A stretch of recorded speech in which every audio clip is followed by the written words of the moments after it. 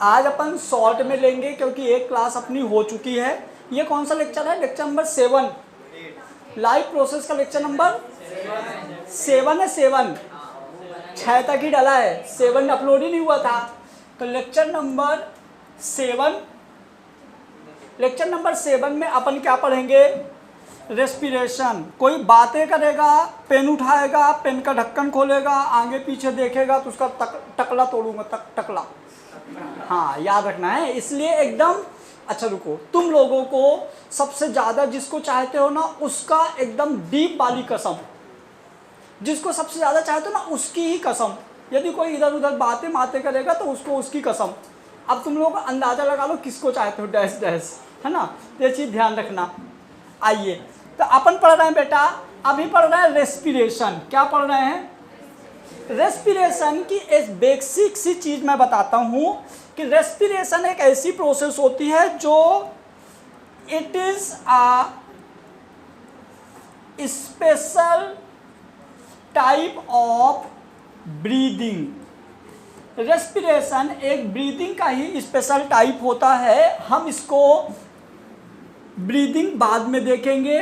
Respiration एक breathing का special type होता है। इसमें क्या होता है, रेस्पिरेशन वाले प्रोसेस में क्या होता है, जैसे मान लीजिए कि ये कोई कन्या है,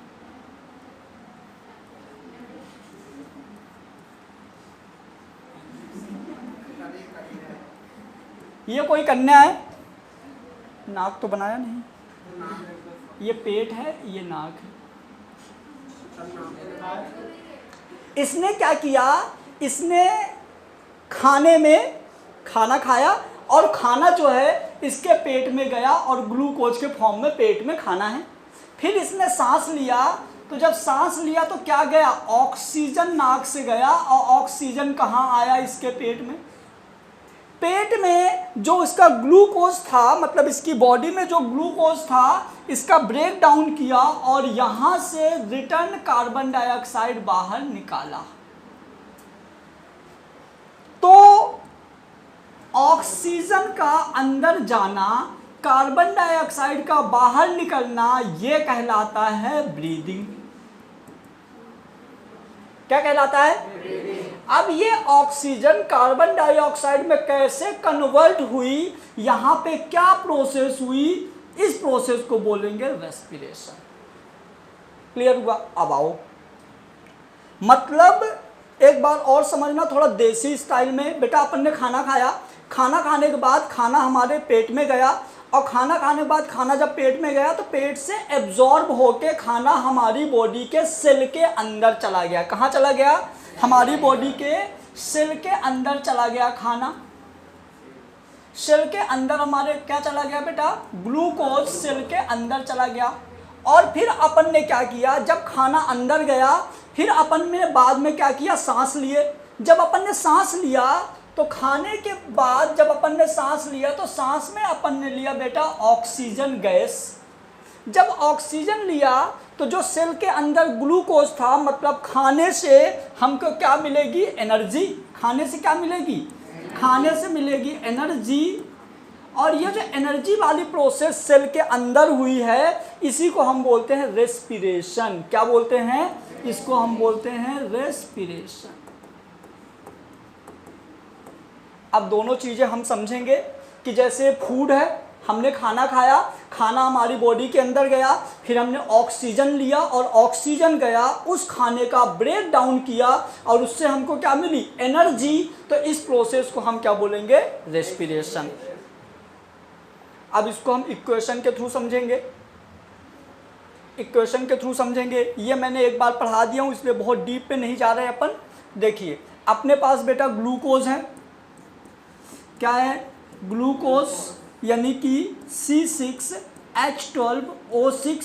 हमने इसको दिया ऑक्सीजन, क्या दिया, ऑक्सीजन मतलब O2, तो ग्लूकोज से निकला CO2, H2O और एनर्जी। क्लियर? क्या निकला, मतलब कार्बन डाइऑक्साइड, वाटर और एनर्जी, CO2 वाटर और एनर्जी। तो देखिए क्या हुआ, ग्लूकोज को जब हमने क्या दिया ऑक्सीजन, ग्लूकोज को हमने क्या दिया ऑक्सीजन, तो क्या निकला कार्बन डाइऑक्साइड, वाटर और एनर्जी। तो इस प्रोसेस को हम बोलते हैं रेस्पिरेशन। बहुत आसान है, याद रखिएगा। In the presence of oxygen, breakdown of glucose, release carbon dioxide, water and energy is called respiration. याद रह जाएगा, बोलो एक बार। इन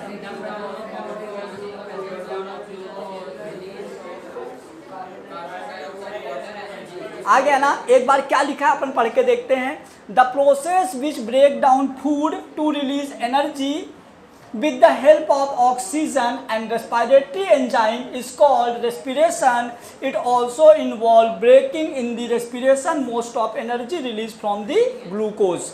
मतलब जैसे हम ग्लूकोज को ऑक्सीजन देते हैं तो ग्लूकोज हमको क्या देता है, एनर्जी। इस प्रोसेस को हम क्या बोलते हैं,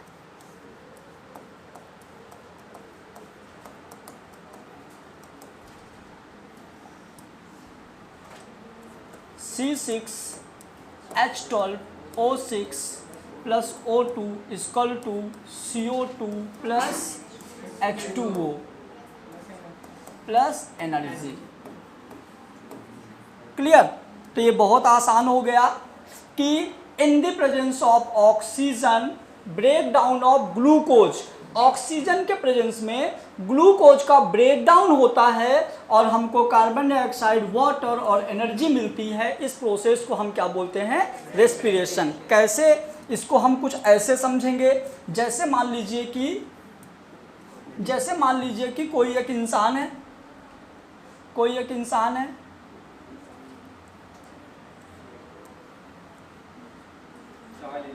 हाँ, कोई एक इंसान है,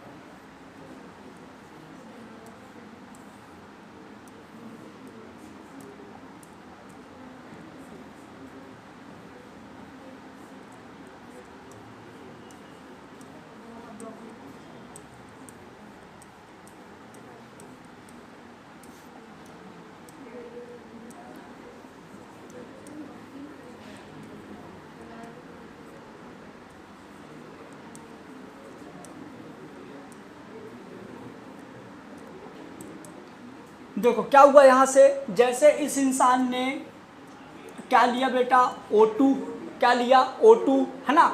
ऑक्सीजन इसके विंड पाइप से, एयर पाइप से, हवा वाली पाइप से ऑक्सीजन कहाँ आई, इसके लंग्स में। कुछ ऑक्सीजन इधर गई, कुछ ऑक्सीजन इधर गई ऑक्सीजन। जो ऑक्सीजन इधर आई, ये ऑक्सीजन कहाँ भर गई, इसके लंग्स में। कहाँ भर गई, ये ऑक्सीजन बेटा इसके लंग्स के एल्वुलाई में भर गई। ये जो बीच बीच में उभार होते हैं ना, इसको हम बोलते हैं बेटा एल्वुलाई। क्या बोलते हैं, एल्वुलाई। ये इसका नाम है ना। ये इसके एल्वुलाई में ऑक्सीजन भर गई। और अपन ने जब खाना खाया था, तो खाना तुम लोगों को याद होगा, मैंने बोला था ये स्मॉल इंटेस्टाइन है। यहाँ पे कुछ ऐसी स्ट्रक्चर थी, याद है, क्या बोलते थे उसको, माइक्रोविली। यहाँ पे अपन ने जो खाना खाया था, ये खाना इससे कहाँ आ गया था, इसके ब्लड में। अब ब्लड कहाँ बहता है, ब्लड वेसल्स में। तो आप ये मान के चलो कि ये यहाँ पे एक ऐसी ब्लड वेसल्स है। देखो ये ब्लड वेसल्स है, यहाँ भरा हुआ है ब्लड। क्या भरा हुआ है यहाँ, ब्लड। ये यहाँ पे जो ब्लड भरा हुआ है, यहाँ भरा हुआ है ब्लड भैया। और क्या होगा, सुनो, अब इस वाले ब्लड में ग्लूकोज है। क्या है, ग्लूकोज। यहाँ पे जो ब्लड भरा है, तो ये वाला जो आरबीसी है, ये वाली जो आरबीसी है, ये कुछ ऐसी है, ऐसी। यहाँ पे है देखो O2, O2, O2, CO2। और ये जो रेड कलर का है, ये हीमोग्लोबिन है, HB। क्या है वो, हीमोग्लोबिन। सब ध्यान से समझेंगे, पूरा दिमाग लगा के, है ना बेटा। तो देखो अब क्या होगा, इधर ये हीमोग्लोबिन में, ये हीमोग्लोबिन है, ये हीमोग्लोबिन है, यहाँ से ये सब जुड़े हुए हैं, समझना। तो ये वाला CO2 आया, ये वाला CO2, यहाँ पे CO2 भी है, CO2 है और CO2 है। अब समझना ध्यान से हैं, यहाँ पे क्या है O2, एल्वुलाई में क्या है O2 और ब्लड वेसल्स में क्या है CO2। तो देखना कैसे एक्सचेंज हो जाएगा, ये ऐसे एक्सचेंज हो जाएगा, ये ऑक्सीजन चला जाएगा ब्लड में और ये CO2 आ जाएगी एल्वुलाई में, और ये एल्वुलाई से CO2 यहाँ आएगी, ये CO2 यहाँ आएगी और ये CO2 नोज से बाहर निकल जाएगी। ये दोनों प्रोसेस कहलाएगा ब्रीदिंग। और जो ये आपके एग्जाम में बहुत बार क्वेश्चन आता है, जो ब्रीदिंग होती है 1 मिनट में 18 से 25 बार होती है। मैंने बहुत अच्छा समझा दिया, क्या बता दिया मैंने कि यहाँ पे क्या हुआ, देखिए नाक से अपन ने सांस लिया, हवा कहाँ गई, लंग्स में, कहाँ गई, लंग्स में, और लंग्स में जो ब्लड वेसल्स था, जो ब्लड लेके आया था, उस ब्लड में क्या घुली हुई थी, कार्बन डाइऑक्साइड। क्या घुली थी, कार्बन डाइऑक्साइड। तो ये ब्लड से कार्बन डाइऑक्साइड कहाँ आ गई, लंग्स में, और हमने सांस जब बाहर छोड़ा तो कार्बन डाइऑक्साइड बाहर निकल गई।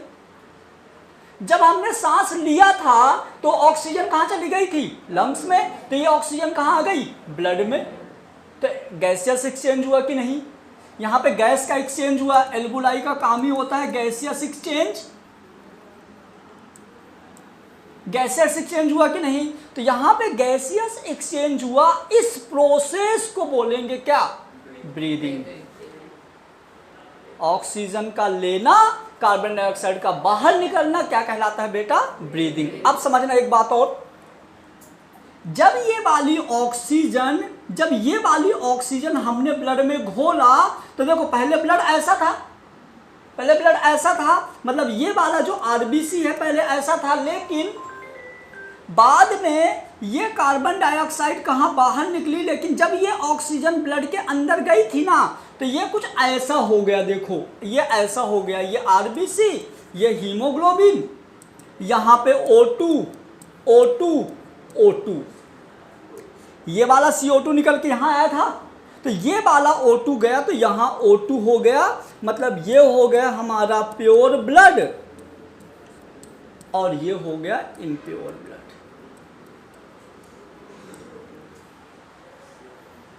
यहां भरा होता है हीमोग्लोबिन। ब्रीदिंग किस किस को क्लियर हुआ, ब्रीदिंग क्लियर हुआ। क्या है ब्रीदिंग, ऑक्सीजन का अंदर लेना, कार्बन डाइऑक्साइड का बाहर निकलना थ्रू द लंग्स की हेल्प में, तो हम इसको क्या बोलते हैं बेटा, ब्रीदिंग। अब रेस्पिरेशन सुनो, मजे की बात, ये हो गई ब्रीदिंग। अब मैं जो रेस्पिरेशन की बात करूंगा, अब मैं सिर्फ इतनी बात करने वाला हूं, इतनी। अब मैं सिर्फ रेस्पिरेशन की इतनी कम बात करूंगा। तो आओ अब अपन देखते हैं बेटा रेस्पिरेशन की डेफिनेशन सबको पता चल गई। तुम बताओ रेस्पिरेशन की definition.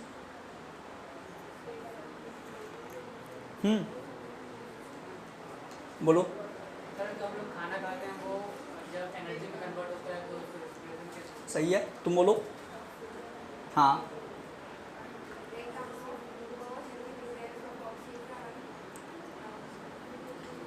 breakdown of glucose in the presence of oxygen, release CO2, H2O plus energy is called respiration। आप ब्रीदिंग की बोलो।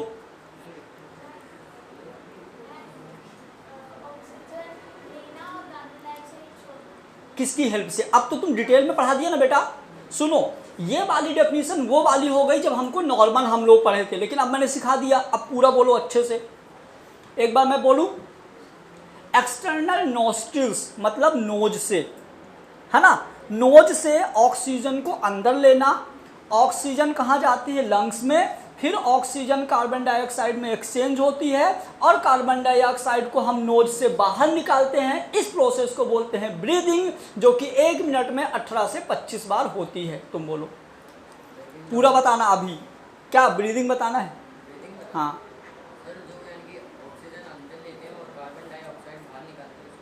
बेटा, अभी मैं यही सिखाया, अभी मैं क्या बोल रहा था, तुम बोल पाओगी अच्छे से? बोलो। अपनी नॉस्ट्रल से ऑक्सीजन को अंदर लेना और कार्बन डाइऑक्साइड को बाहर छोड़ना थ्रू लंग्स, उसको हम कहते हैं। और कोई अच्छे से बोल सकता है?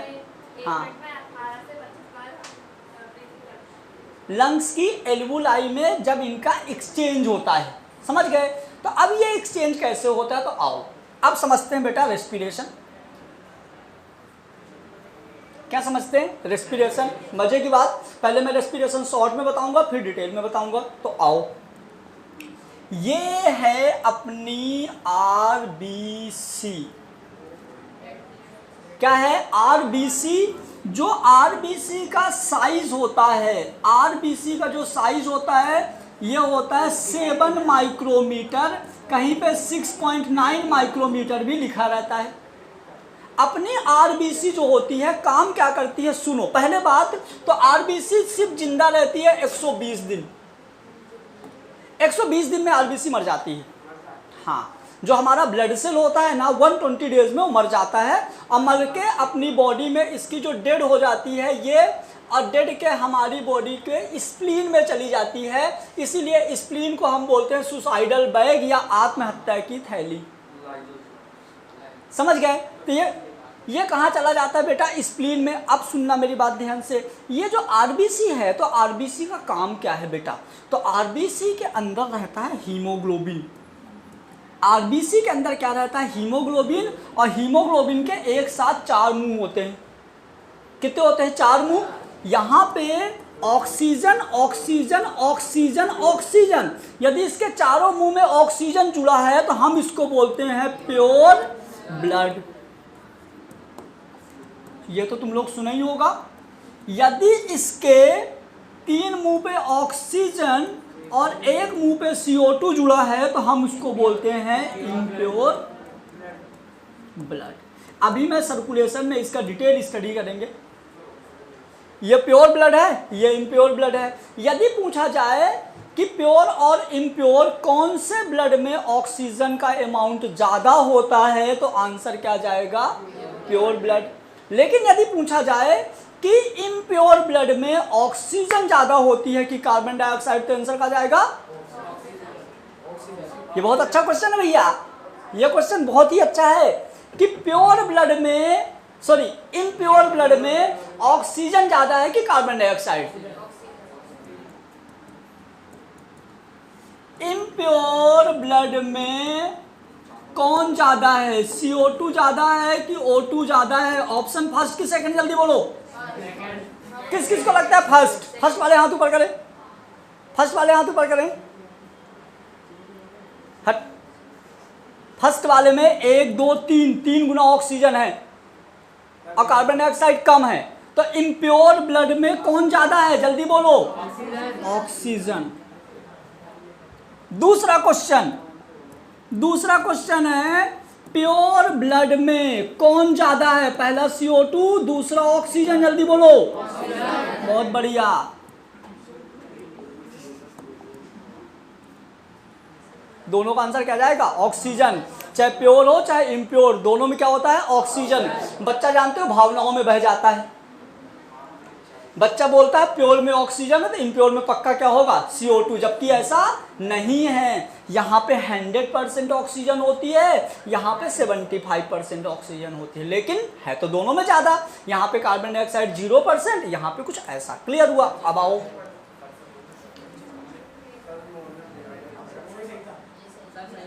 हाँ, वो क्या, मन में जब संतुष्टि नहीं मिलती ना तो फिर मज़ा नहीं आता। अब मैं क्वेश्चन पूछूंगा नहीं है।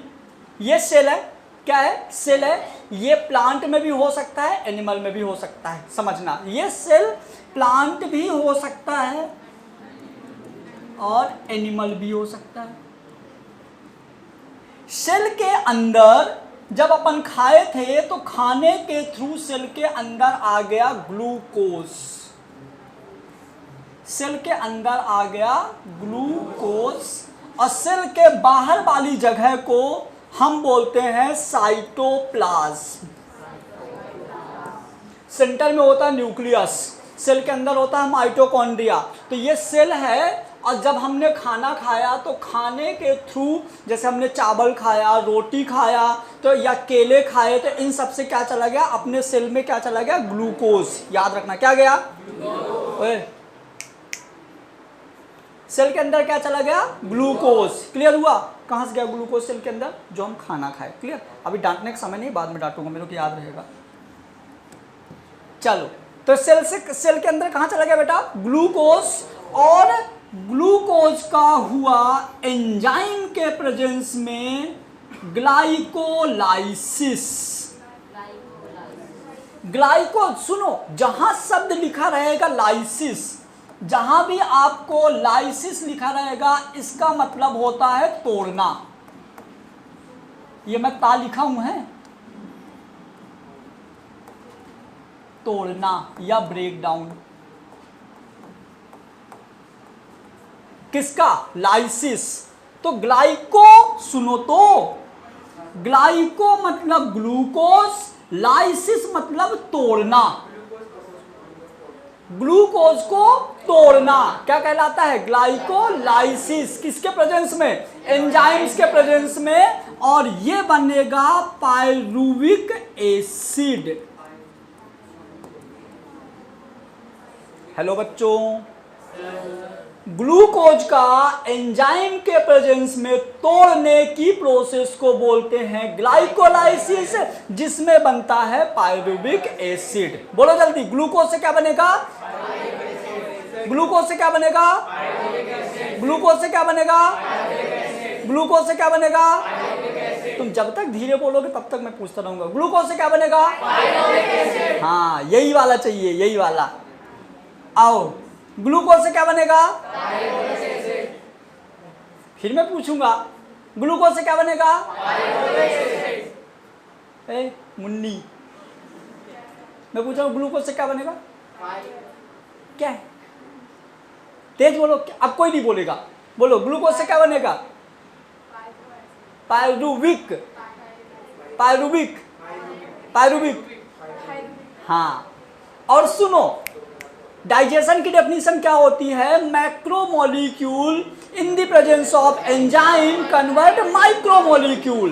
तो ग्लूकोज मैक्रो, बड़ा मॉलिक्यूल है, एंजाइम के प्रेजेंस में किस में कन्वर्ट हुआ, पायरुविक एसिड में। तो ये प्रोसेस है, डाइजेशन की ही प्रोसेस है। क्लियर हुआ। अब ये पायरुविक एसिड यहां से घूमते घामते जाएगा माइटोकॉन्ड्रिया में। कहां जाएगा, अब आप ये मान लीजिए कि माइटोकॉन्ड्रिया को powerhouse of the cell कहते हैं, कभी सुना है? तो मतलब कि एनर्जी वाले पूरे काम कहाँ होते हैं, माइटोकॉन्ड्रिया के अंदर। तो आओ, माइटोकॉन्ड्रिया डबल लेयर्ड स्ट्रक्चर होती है।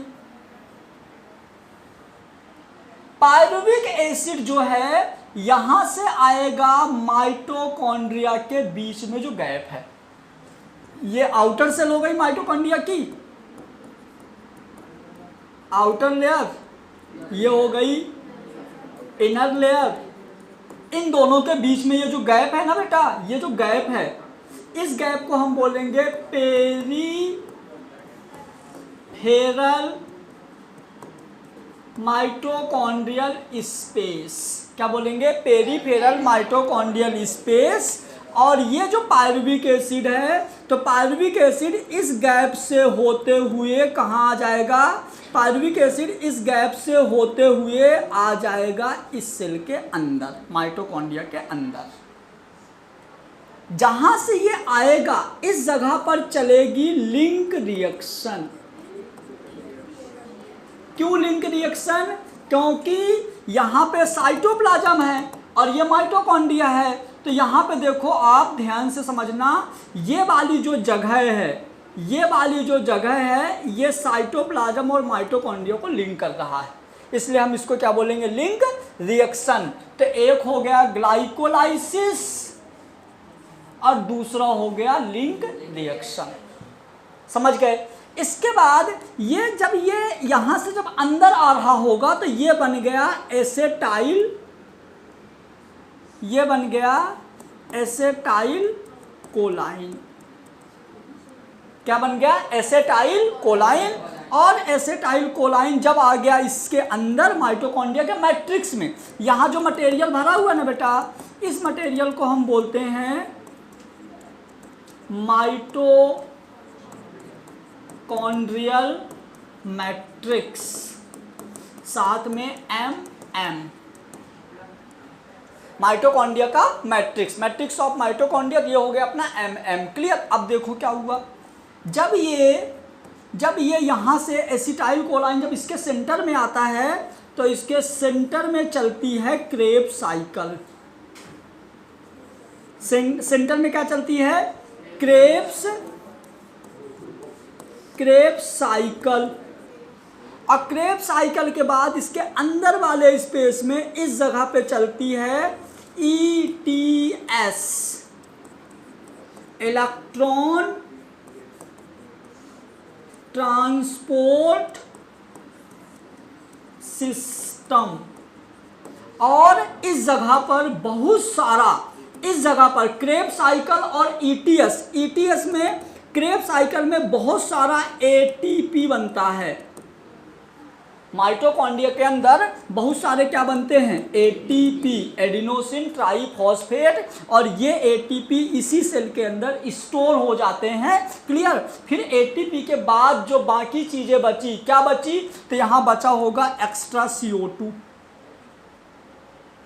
क्या बचा होगा, एक्स्ट्रा CO2। और ये सेल के बाहर निकल जाता है, CO2 बचता है, H2O बचता है। तो ये दोनों सेल के बाहर निकल जाता है। तो CO2 देखो अपन सांस से बाहर छोड़ दिए, पानी जो है कुछ पसीने से बाहर निकल गया, कुछ एक नंबर से बाहर निकल गया। क्लियर। और जो ATP है वो माइटोकॉन्ड्रिया के अंदर ही रह गया। तो भैया ये पूरी प्रोसेस होती है रेस्पिरेशन। हम लोग एक शब्द में बोल देते हैं। मैंने पहले ही बोला था कि अब तुमको पूरा दिमाग लगाना है। मैंने तुमको पूरा डीप में पढ़ा दिया। अब तुम लोगों को क्या करना है, स्टेप बाय स्टेप थोड़ा थोड़ा अपन इसको लिखवाते जाएंगे, समझाते जाएंगे। मेरे को बहुत अच्छे से पता है कि सारे बच्चों के दिमाग में नहीं घुसा होगा, लेकिन 10% बच्चों के दिमाग में भी घुस गया ना तो बहुत बड़ी बात है।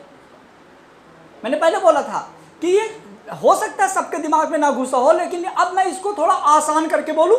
चलो मैं थोड़ा इसको आसान शब्दों में बोलता हूँ। अच्छा उसका ले रहा हूँ मेरे, हमको लगे कोई से, मैं भी सोचता हूँ जब मैं बड़ा हो जाऊँ तो कोई जाए सर सेल्फी प्लीज, नहीं बोलेगा कभी, तो कोई बोलेगा ऐसा। आओ देखो इधर, इसी को एक बार हम फिर से समझेंगे, शॉर्ट में समझेंगे इस बार। किसमें, शॉर्ट में समझेंगे। तो एक ये भूरी बिल्ली है, कौन है, हाँ लड़की होगी, क्योंकि वो हल्की तो वही होती है, उसी को अपन उठा के हम बना सकते हैं, है ना। 2 मिनट। तो यहाँ से CO, देखो यहाँ से क्या हुआ, ऑक्सीजन, क्या हुआ, ऑक्सीजन और कोई तो सुन लो। अच्छा मेरे बोलने के पहले सुन रहे थे क्या, ठीक है। यहाँ से गया ऑक्सीजन, क्या गई, ये ऑक्सीजन यहाँ से कहाँ गया, हमारे ब्लड वेसल्स में। कहाँ गया, ब्लड वेसल्स में। ब्लड वेसल से ये ऑक्सीजन, ब्लड वेसल्स में पहले से था ग्लूकोज, ये दोनों कहाँ चले गए, सेल के अंदर। कहाँ चले गए, ये दोनों चले गए सेल के अंदर। जैसे ये दोनों सेल के अंदर जाते हैं तो जो ग्लूकोज है, ग्लूकोज का हो गया ग्लाइकोलाइसिस। कोई बोलो, क्या बना, क्या बना, पायरुविक एसिड कहाँ गया, पहले माइटोकॉन्ड्रिया के दोनों लेयर के बीच में जाएगा, जिसको हम क्या बोलेंगे, लिंक रिएक्शन। क्या बोलेंगे, लिंक। फिर यहाँ जो मैट्रिक्स भरा हुआ है तो ये यहाँ जैसे बाहर निकलेगा तो क्या बन जाएगा, एसेटाइल कोलाइन। क्या बन जाएगा? एसेटाइल कोलाइन। तो ये यहां से आके क्या बन गया? एसेटाइल कोलाइन। क्या बन जाएगा ये? एसेटाइल कोलाइन। ये एसेटाइल कोलाइन जब अंदर जाएगा तो अंदर क्या चलेगी? क्रेब्स साइकिल, और क्रेब्स साइकिल में बहुत सारा बन जाएगा एटीपी। एटीपी मतलब एनर्जी। क्या बन जाएगा? एनर्जी। और यही एनर्जी निकलने की प्रोसेस क्या कहलाती है?